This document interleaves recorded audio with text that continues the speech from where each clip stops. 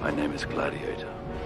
Gladiator was a Ridley Scott film made in 2000 starring Russell Crowe, and it was so good that 25 years later, I can't wait to see Gladiator 2. The odds are against you. The odds are always against me. It was a sweeping epic about a pivotal moment in Rome's history when Marcus Aurelius wanted to return power to the Republic and end the reign of emperors. Military might versus the will of the people. And standing in his way was his son Commodus, and the only hope for Rome laid with the betrayed general who became a gladiator along with a rogue senator. You bring them death, and they will love him for it.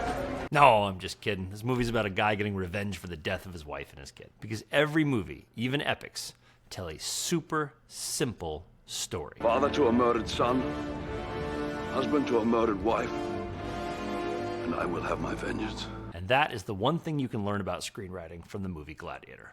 So let's discuss. That's great, but what's the one thing?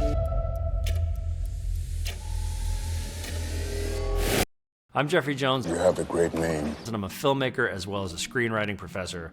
And in this series, I talk about the one thing you can learn about a film or television show. And today, we're talking about Gladiator. The slave who became a gladiator. The gladiator who defied an emperor. Striking story. I loved Gladiator so much that I had a poster that hung over my bed in my dorm room that said, "A hero will rise." It's a great epic, and there's a lot that goes into making a great epic, and unless you're an established director, you're probably not going to get the chance to make one.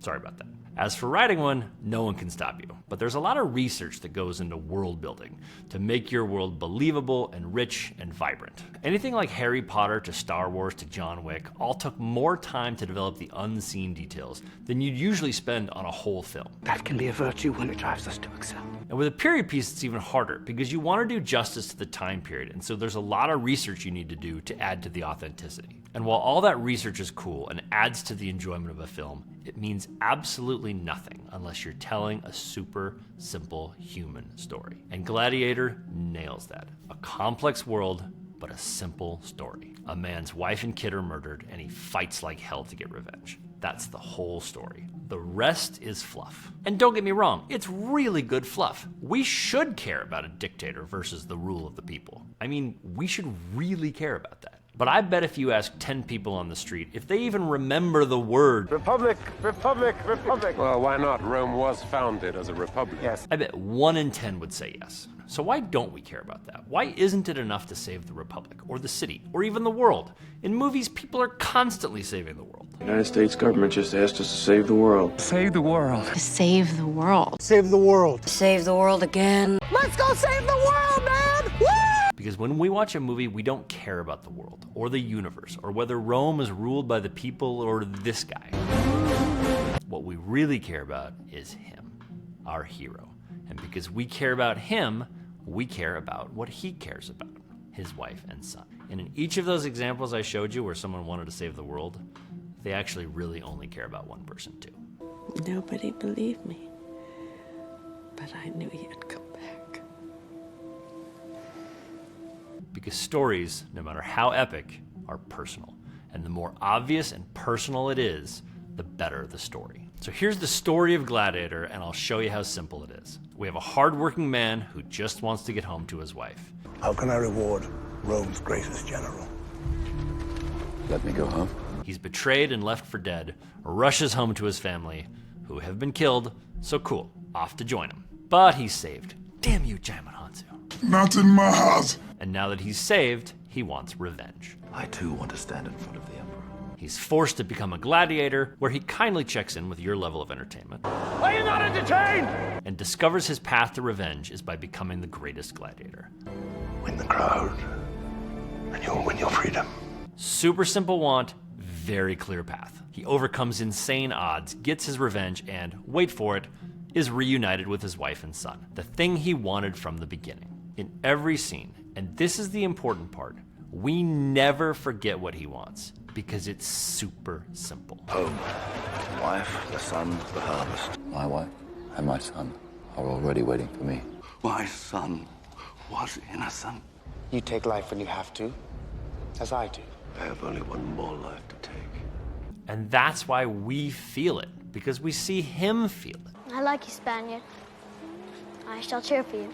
And does he help return power to the Republic? Sure, we'll wrap up that storyline. The Gracchus is to be reinstated.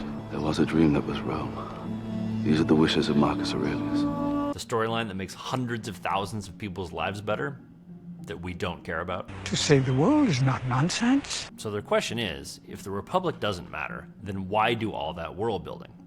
That's a great question. But I think if you look at a movie like John Wick, you'll get your explanation. John Wick did an amazing job of building this massive world, but they never deviated from the super simple story. Someone kills a guy's dog, and he burns the world to the ground. And every one of us thinks, yeah, that tracks. Now, if you're still racking your brains thinking, it can't be that simple, let me give you another example from a movie made around the same time. Hardworking guy's wife gets killed, he fights like hell to get revenge, doesn't quite get there, and in the end is reunited. It's the exact same movie, except William Wallace failed. What a loser. So Gladiator did a pretty great job of making you feel something. Now, was it perfect? No movie is. I searched the faces of the gods for ways to please you. Personally, I would have liked to seen a flashback of Maximus with his wife. They had all these shots of like blue skies and horses and wheat molestation, so, throw in a scene of them snuggling. Give me some snugs, Ridley. But all in all, Gladiator is a huge win because they kept to the most important rule. Even in an epic, keep your story simple. Remember that we only care about the main character and what he or she wants. Everything else is gravy.